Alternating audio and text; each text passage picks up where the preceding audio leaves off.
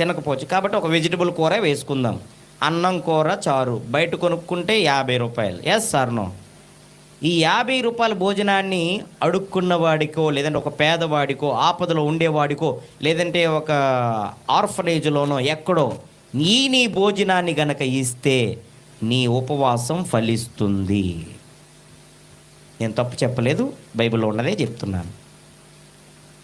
నీ భోజనం నీ కడుపు ఆకలి ఇంకొకటి ఆకలిని తీర్చాలి. తీర్చకపోతే నీవు చేసే ఉపవాసం వృధా. ఇది మాత్రం షూర్.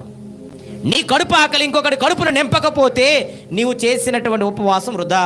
నీవు చేసిన ఉపవాసం చేసినటువంటి ఆ అన్నము, ఆ డబ్బు నీ ఇంట్లోనే ఉండిపోతే ఫలాల్ని రుచి చూడలేవు. ఇదే ప్రభు చెప్తున్నాడు. అందుకే నీ భోజనమును ఆకలి గొనిన వారికి వడ్డింపుడు. ఇప్పుడు చెప్పండి, వడ్డిస్తారా?